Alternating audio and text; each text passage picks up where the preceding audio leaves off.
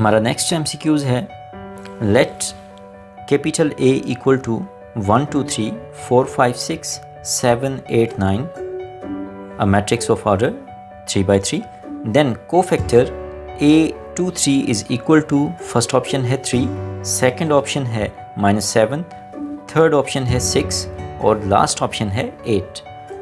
तो यहाँ पे हम सबसे पहले रिकॉल करते हैं कि एक मैट्रिक्स का कोफैक्टर क्या होता है। तो अगर एक मैट्रिक्स हो square matrix of order n by n, तो हम उसकी हर एंट्री का कोफैक्टर कैलकुलेट कर सकते हैं।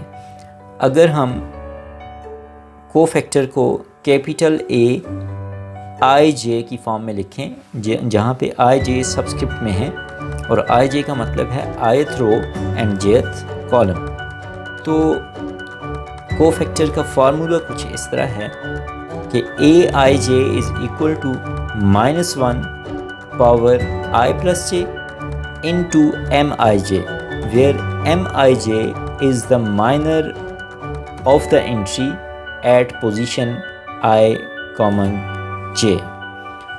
तो हम माइनर को यहाँ इस पार्टिकुलर केस में साथ देखेंगे कि माइनर को किस तरह हम कंप्यूट करते हैं। तो यहाँ पे हमसे पूछा हुआ है कि मैट्रिक्स A में जो एंट्री है at location 2 3 means second row और थर्ड पोजीशन पे जो एंट्री है उसका कोफैक्टर कैलकुलेट करें। तो यहाँ पे सेकंड रो और थर्ड कॉलम पे एंट्री है 6, हमने इसका कोफैक्टर कैलकुलेट करना है। इसके लिए अब फार्मूला में सबसे पहले -1 पावर 2 + 3, वो क्या होगा -1 पावर 5 जो कि -1 के इक्वल है। इसलिए हम अब माइनर कैलकुलेट करेंगे और उसे -1 से मल्टीप्लाई करेंगे। अब हम देखते हैं कि एक एंट्री का माइनर क्या होता है। तो चूँकि हमने A2 3 कोफैक्टर कैलकुलेट करना है, तो इसलिए इस 6 का माइनर क्या होगा।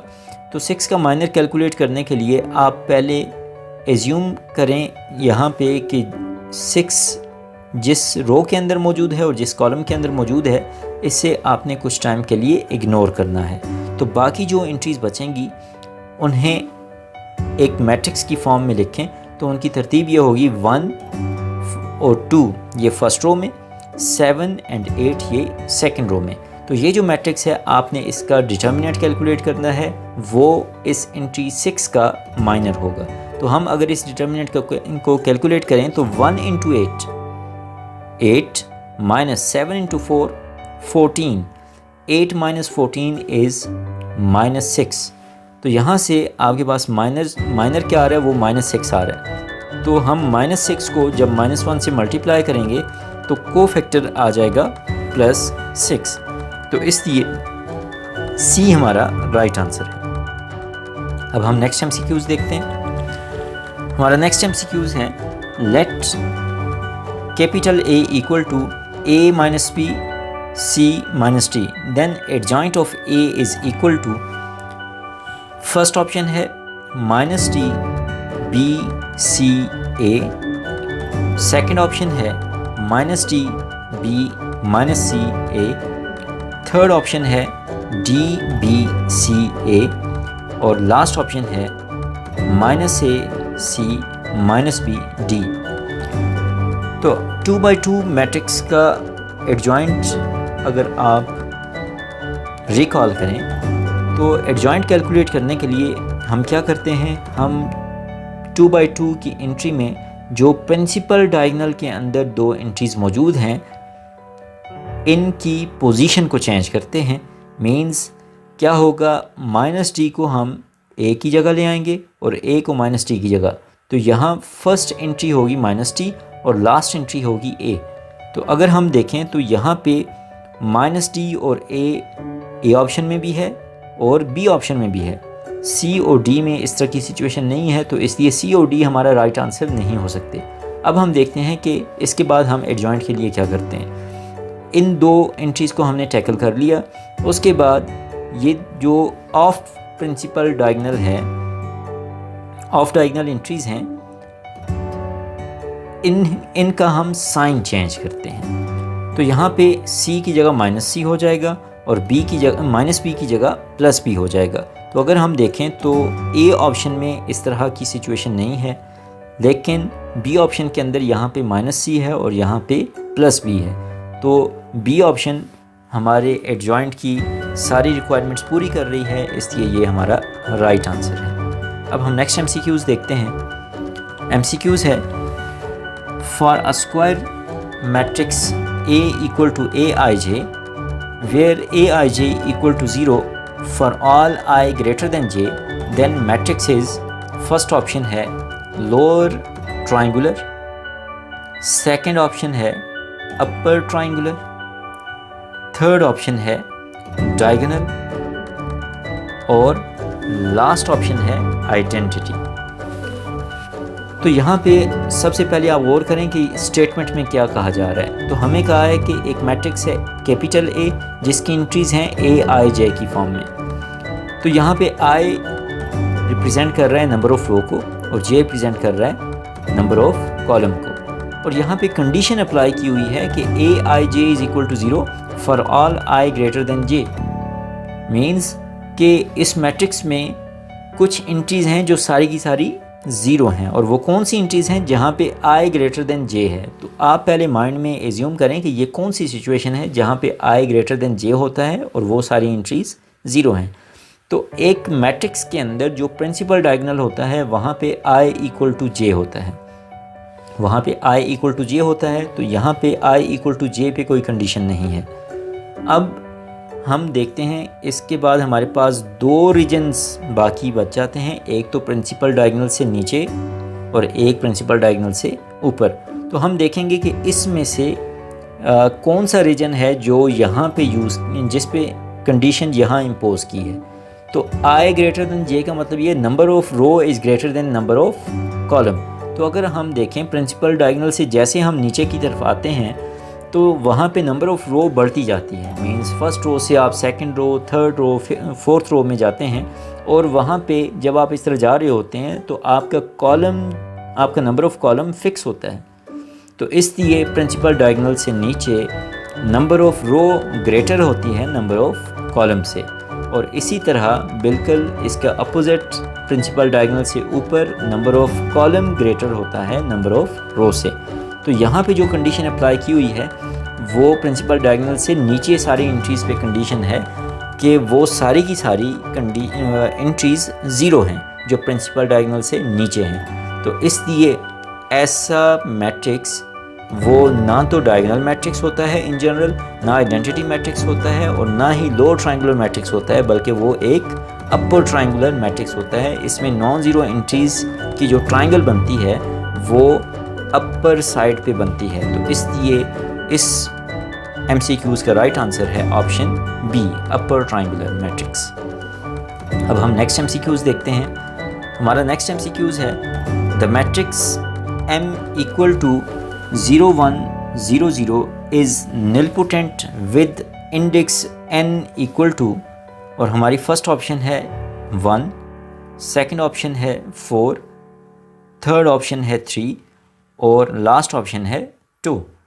तो हमने पिछली MCQs में भी एक जगह देखा था और हमने डिफ़ाइन किया था कि एक मैट्रिक्स निलपोटेंट मैट्रिक्स कब होता है और उसका इंडेक्स जो है वो कैसे कैलकुलेट किया जाता है। तो यहाँ पे आप देखें M एक नॉन ज़ीरो मैट्रिक्स है, इसलिए इंडेक्स n इक्वल टू 1 नहीं हो सकता। अब हम m को अपने साथ ही मल्टीप्लाई करते हैं, मीन्स m इंटू m। तो आप अगर इसे मल्टीप्लाई करें तो आप देखेंगे कि m पावर 2 इक्वल होगा 0 0 0 0। इसका मतलब ये है कि m पावर 2 इक्वल टू 0 आ गया। तो यहाँ पे n इक्वल टू 2 है जिस पे मैट्रिक्स m निलपोटेंट बन रहा है। तो हमारा राइट आंसर है ऑप्शन डी। तो चूँकि हमने least value of n calculate करनी होती है, आपको इससे हट के भी बाकी हायर वैल्यू सब के लिए ये नल मैट्रिक्स ही मिलेगा, लेकिन हमने लीस्ट पॉजिटिव n कैलकुलेट करना है जिसके लिए निलपोटेंसी की कंडीशन सेटिस्फाई हो, means m power n equal to 0। तो यहाँ पे n इक्वल टू 2 वो लीस्ट पॉजिटिव इंटीजर है जिसके लिए ये मैट्रिक्स M निलपोटेंट है। तो डी हमारा राइट आंसर है। अब हम नेक्स्ट MCQs देखते हैं। हमारा नेक्स्ट MCQs है let B equal to iota. B is a, first option है हर्मिशियन मैट्रिक्स, सेकंड ऑप्शन है skew Hermitian matrix, third option है बोथ A एंड B, और लास्ट ऑप्शन है नन ऑफ दीज। तो यहाँ अगर आप देखें तो मैट्रिक्स के अंदर कॉम्प्लेक्स एंट्री मौजूद है आयोटा, और इस मैट्रिक्स का ऑर्डर है 1 by 1। तो ये मैट्रिक्स हर्मिशियन मैट्रिक्स उस वक्त होगा जब हम इसका कॉन्जुगेट लें और फिर इसका ट्रांसपोज दें तो वो इसी के इक्वल आए। लेकिन हमें पता है 1 by 1 मैट्रिक्स है तो इसका ट्रांसपोज भी इसी के इक्वल होगा, लेकिन जब आप कॉन्जुगेट लें तो आयोटा चेंज हो जाएगा माइनस आयोटा से, तो फिर आप इसका ट्रांसपोज दें तो ये माइनस आयोटा ही आएगा। तो इसलिए ये मैट्रिक्स, इस मैट्रिक्स का जो कॉन्जुगेट का ट्रांसपोज है वो इस मैट्रिक्स के इक्वल नहीं आ रहा, बल्कि वो माइनस टाइम्स आयोटा के इक्वल आ रहा है। तो आप अगर माइनस को बाहर निकाल लें तो हम कह सकते हैं कि that is equal to minus times B. तो ये तो डेफिनेशन है स्क्यू हर्मिशियन मैट्रिक्स की। इसका मतलब ये है कि ये जो मैट्रिक्स बी है ये एक स्क्यू हर्मिशियन मैट्रिक्स है। इसमें B conjugate whole transpose equal है माइनस टाइम्स बी के। तो इसलिए ऑप्शन बी हमारा राइट आंसर है। अब हम नेक्स्ट MCQs देखते हैं। हमारा नेक्स्ट MCQs है if capital A is non singular symmetric matrix then, first option है A inverse is symmetric, second option है A power n where n belongs to set of integers is symmetric, third option है A transpose whole inverse is symmetric, और last option है all of these. तो अगर हमारे पास एक matrix A हो जो कि नॉन सिंगुलर भी हो, मींस उसका इन्वर्स भी एग्जिस्ट करता हो, और वो सिमेट्रिक भी हो, तो यहाँ पे इस मैट्रिक्स की हमारे पास प्रॉपर्टीज़ हैं। फर्स्ट वन ये है कि उसका इन्वर्स भी सिमेट्रिक होता है। अगर A सिमेट्रिक हो तो उसका इन्वर्स भी सिमेट्रिक होता है। दूसरी बात ये कि अगर n हमारे पास एक इंटीजर हो तो A पावर n भी सिमेट्रिक होता है अगर A सिमेट्रिक हो। और यहाँ पे जो C ऑप्शन है A transpose whole inverse is symmetric, तो आप देखें तो ये ऑप्शन A ही लिखी हुई है। चूँकि सिमेट्रिक मैट्रिक्स है तो A equal to A transpose है। आप ऑप्शन में A के अंदर भी अगर A मैट्रिक्स को A ट्रांसपोज से रिप्लेस करें तो आपकी ऑप्शन C बन जाती है। तो यहाँ पे ये तीनों की तीनों रिजल्ट्स ट्रू हैं, इसलिए D option all of these हमारा राइट आंसर है।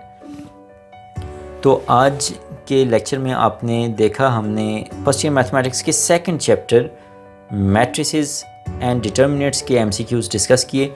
आई होप आपने यहाँ से कई टॉपिक्स को पिक किया होगा और एक माइंड बनाया होगा कि किस तरह से हम MCQs को तैयार करें और उन्हें अटेम्प्ट किस तरह से करें। इसके साथ साथ अगर आपको कहीं पे भी किसी MCQs में या उससे रिलेटेड टॉपिक में मसला हो तो आप कमेंट्स में ज़रूर पूछें। और अब हम नेक्स्ट चैप्टर के MCQs के साथ जल्द ही मिलेंगे।